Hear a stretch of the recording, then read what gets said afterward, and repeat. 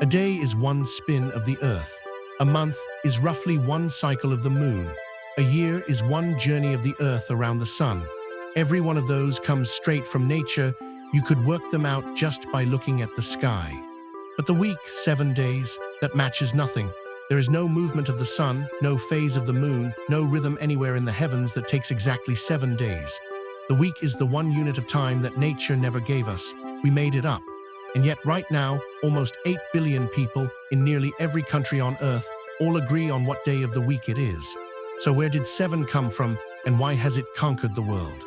This is the story of the 7-day week, the most successful idea you've never thought about, how we got here. Let's start by proving just how strange the week is. Because over history, people have absolutely tried other lengths, and the 7-day week beat them all. The ancient Romans, for a long time, used an 8-day week, built around market days. Much later, during the French Revolution, France decided to be modern and rational and switched to a 10-day week, 10 days, with longer stretches between rest. And in the 20th century, the Soviet Union tried a 5-day week, and then a 6-day week to keep their factories always running. Every single one of these failed. Every time, people drifted back to 7. The 10-day week, the 5-day week, they were dropped, and the old 7-day rhythm came flooding back. There is something about 7 days that humans simply will not let go of. To understand why, we have to look up at the night sky. Picture an ancient people with no electric lights, no screens, nothing to do after dark, but look up at a sky absolutely blazing with stars. The people who did this most carefully were the ancient Babylonians in Mesopotamia, and they were brilliant astronomers.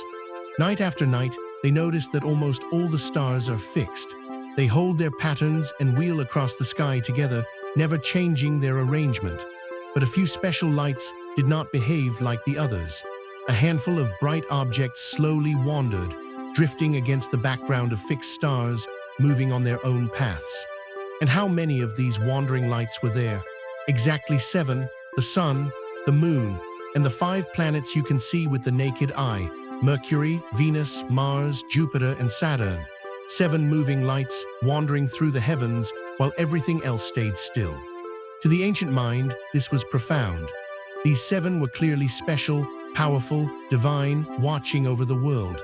7 became a sacred, magical number, tied to the very structure of the heavens, and it made perfect sense to build a rhythm of time around the 7 holy lights of the sky. But the stars are only half the story. The 7-day week got a second, enormous push from religion. In the ancient Hebrew tradition, the very first story of the Bible describes the world being created in 6 days, and on the 7th day, rest. That gave the week not just 7 days, but something powerful, a recurring holy day, a day set aside from work.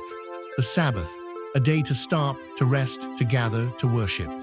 This was a genuinely new and appealing idea, a guaranteed regular day of rest, woven into the rhythm of life itself, and it proved incredibly influential. The 7-day week with its sacred rest day spread through Judaism, and then was carried across the world by Christianity and embraced by Islam as well, each with its own special day, but all keeping the same 7-day cycle. 3 of the world's great faiths, all marching to the same 7-beat rhythm. Between the stars above and the scriptures below, 7 days had the 2 most powerful forces in the ancient world standing behind it. Now here's where it gets wonderful, because the proof of all this is hiding in the names of the days, which you say every week without ever noticing. The Romans took the idea of the 7-day week and named each day after one of the 7 wandering lights, which they also worshipped as gods. And those names are still right here with us. Sunday is simply the sun's day. Monday is the moon's day, say it slowly, moon day. Saturday is Saturn's day. Those 3 kept their planet names in English, plain as day. But what about Tuesday, Wednesday, Thursday, and Friday? The Romans named those after Mars, Mercury, Jupiter, and Venus. And you can still see it clearly in languages descended from Latin. In Spanish, Tuesday is Marts, from Mars, Friday is Viernes, from Venus. But in English, something charming happened. As the week spread to the Germanic and Norse peoples of Northern Europe, they swapped in their own gods, the local equivalents. So the day of Mars became the day of their war god, Tuesday. Mercury's day became the day of Woden, or Odin, Woden's day, Wednesday. Jupiter's day became the day of Thor, the thunder god, Thor's day, Thursday. And Venus's day became the day of the goddess Frigg, Frigg's day, Friday. So every single week, without realizing it, you are reciting the names of ancient gods and the wandering lights of the sky. Your calendar is a 4,000-year-old fossil of people staring up at the stars. So we have two mighty forces, the 7 lights of astronomy and the sacred week of religion, both pointing at 7. Together, they made the 7-day week almost unstoppable. But why couldn't anyone ever replace it? Remember those failed experiments, the 10-day week, the 5-day week? They failed for a deeply human reason. The 7-day week, with its day of rest, fits the rhythm of human life remarkably well. 6 days of work and 1 of rest feels sustainable. People cherished that regular day off. The French 10-day week meant working 9 days before a break. People hated it. The Soviet rolling weeks scrambled everyone's rest days so that families and friends were never free at the same time. It broke the very thing that makes a shared day of rest so valuable. And on top of that, by the time anyone tried to change it, the 7-day week was woven into the religious calendar of billions of people. You cannot simply order the Sabbath, or the Sunday, or the Friday prayer to move. The week had become sacred, practical, and universal all at once. So every attempt to reinvent it eventually collapsed, and 7 days won every single time. And that brings us to the quiet wonder at the heart of this whole story. The week is completely artificial. Unlike the day, the month, and the year, it has no anchor in nature at all. It is purely a human agreement, an idea we invented and decided to share. And share it we have. Think about this for a moment. At this exact instant, a farmer in Argentina, a teacher in Japan, a shopkeeper in Kenya, and you, all of you agree without ever discussing it on exactly what day of the week it is. A rhythm dreamed up by Babylonian stargazers and ancient scripture keepers thousands of years ago now synchronizes the entire human species. Nearly 8 billion people moving to the same invisible 7-beat pulse. There is almost nothing else in human life that is so universally, quietly agreed upon. So why does a week have 7 days? Because thousands of years ago, people looked up and counted 7 wandering lights in the heavens and called them sacred.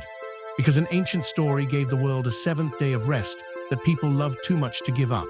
And because, once those two ideas joined together, the 7-day week became one of the most durable inventions in all of human history, surviving empires, revolutions, and every attempt to replace it.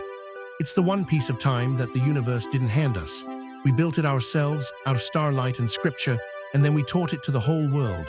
Every time you check what day it is, you're plugging into a 4,000-year-old rhythm, naming forgotten gods and distant planets, and falling into step with nearly every other human being alive.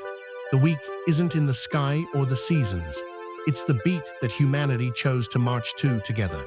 The next time you say, "See you Tuesday," remember, you just named a god of war in a week first counted out by people watching the planets drift across an ancient sky.